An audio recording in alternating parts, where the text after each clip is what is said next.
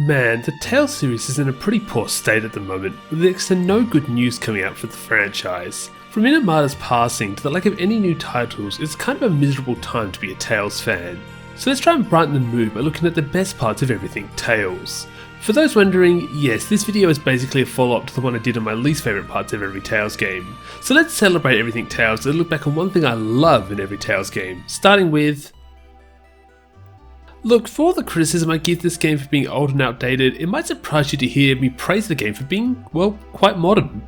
Playing Tales of Fantasia for the first time, I was surprised with how many series staples this game establishes. From apple gels to sorcerer's rings to even the UI, in a lot of ways Tales of Fantasia doesn't differ that much from a Tales game released in the late 2000s. While we take these things for granted, back on the SNES, games are frequently quite clunky to play around with.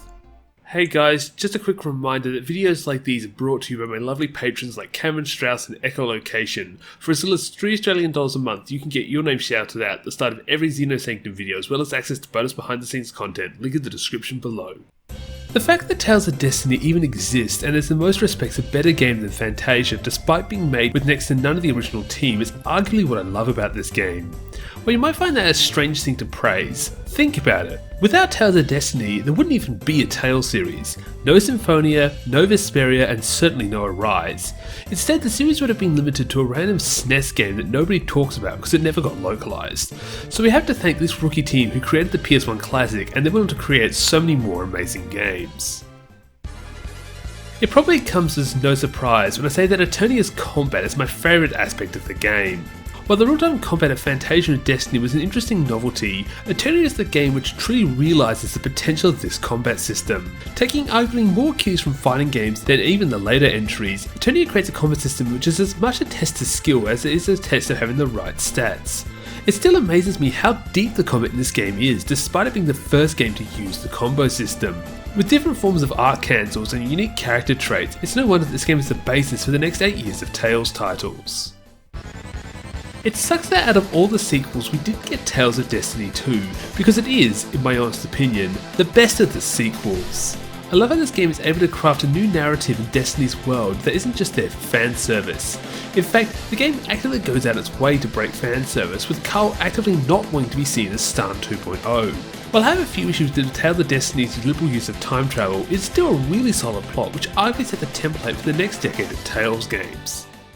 I have always said I love 3D Tales games more than 2D Tales games, and that can nearly all be attributed to Tales of Symphonia's multi-line linear motion battle system.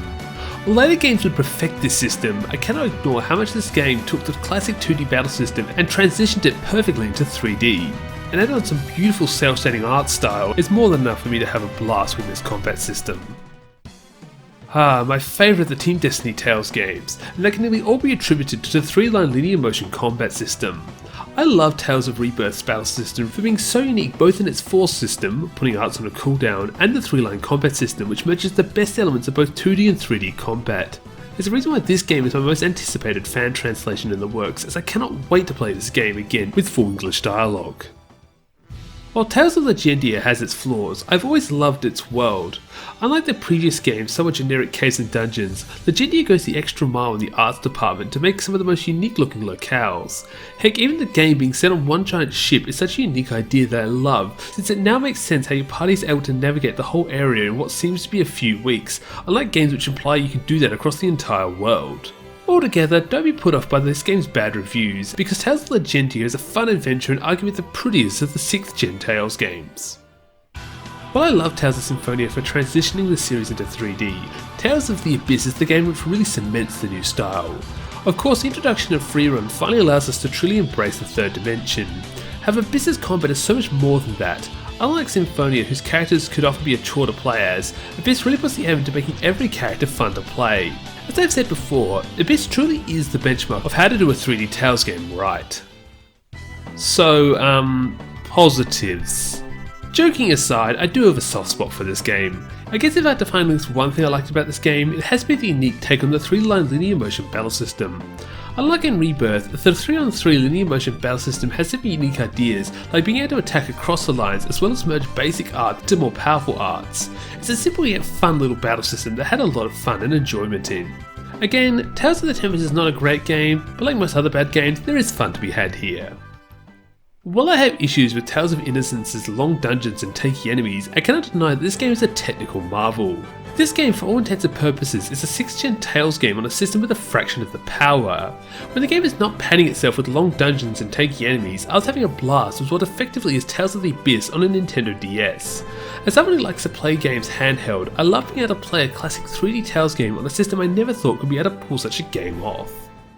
I know I put Tales of Symphonia Dawn of a New World at the bottom of my Tales ranking list, but as I said in that video, the game is not all that bad. I really love the villains. While no god generals or abbey exorcists, the vanguard generals of Alice and Dex are always entertaining when on screen, and while in most respects Richter is a Kratos clone, I don't really care because Kratos is awesome and I like seeing more of a guy like him. So at the end of the day, I can find something to like even in my least favourite Tales game. There is a ton of things to praise about Tales of Vesperia, from its near perfection of the classic 3D Tales battle system to having one of the best protagonists in the series. However, not wanting to tread the same ground as with other games in this list, I'm instead going to praise its visuals.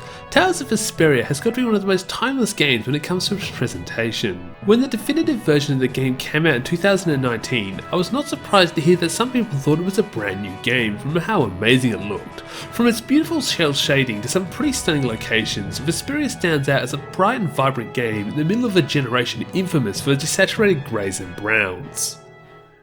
As much as I praised Innocence for putting a 3D Tales game on the DS, Tales of Hearts is a real deal when it comes to an uncompromised Tales game on the DS. When I was playing Tales of Hearts, there really was not one time that I was like, man, I wish I was playing this game on a better system. It absolutely sucks that this version of the game was never localised because the DS version has got to be one of the best JRPGs on the platform. I really hope we can get a fan translation of this game sooner rather than later, as people who have only played the Vita remake don't know what they're missing out on. Now when it comes to Tales of Graces, it was really hard deciding which aspect of the game was the best. Nah, I'm only joking, because it's obviously the combat. What can I say? Tales of Graces is arguably one of the most in-depth and challenging combat systems in the series, and I love it. Tales of Graces makes almost any fight, be it with a boss or a regular enemy, into an engaging contest. Unlike so many other Tales games where regular fights are just simple beat 'em ups, Graces actually gets you to practice your dodges and power charges, so that when the boss fight does come up, you are ready for it. It just kinda sucks that they never figured out how to replicate this combat system for later entries. While Graces and Xillia is one of my favourite games of all time, if you ask me why I love it so much, I would actually kinda struggle to answer that question. If it had to come down to one thing, it would have to be the character designs. I know it's such a stupid answer, but I really love the character designs in this game. Pretty much everyone in this game has the coolest designs that I've ever seen in a video game. While obviously things like story, characters and especially gameplay are much more important aspects, when playing a 30+ hour JRPG, you really want what's on screen to be attractive, and Xillia certainly delivers that both in its towns and aforementioned character designs. I've mentioned this in my retrospective on the game, but Tales of Xillia 2 might possibly be the best Tales game for multiplayer. Well, at least when you only have 2 people. Due to its unique structure, the main story of the game is quite short, with most of the game being taken up during side quests to pay off Luca's debt. As a result, the game works out really well for those who can only meet up a few hours every week, as player 1 can do all the side content in their own time, while doing the main story and multiplayer sessions with a friend. So as I will say again, if you're looking for a Tales game to play with someone, perhaps give this game a try, even though it is a sequel. I know a couple of people were a bit surprised with how high I ranked this game in my ranking list, but I genuinely had a fun time with Tales of Vesperia. While I think the story, characters and gameplay are all pretty solid, the thing that stands out to me most with this game is the extra mile it goes in the presentation. This is the only game in the series in which party members will journey around the world with you outside of combat. And of course, those giant maps are a thing to behold. Being able to journey the world with minimal load screens was definitely a plus in my eyes, and it's kind of sad to see how in a lot of ways the Tales series has actually gone backwards since this game. Hopefully they'll take a few more of Tales of Vesperia's best elements when making the next Tales game. Now when it comes to Tales of Vesperia, of course I'm going to say its best aspect is its story. Like no other Tales plot comes close to the heights this game's story reaches. Velvet's quest for revenge is one that's both easy to follow yet so emotionally deep. There are just so many great moments in this game that have remained with me to this day, from the funny yet kind of messed up schemes of the early game to the massive revelations near the end of the game. I'm not sure any other Tales story will ever be able to live up to the amazing heights that this game achieved. Look, for all the crap I threw this game's way, I still think Arise is the most beautiful game in the series. While I think that Vesperia's graphics have aged like fine wine, it does this by being quite basic in a lot of its designs. Arise meanwhile blows me away with its world's luscious detail that has me exploring the world just for the sake of exploring it and not necessarily to find treasure. The only thing I can criticise here is just wishing the game wasn't so limiting in how I can explore it.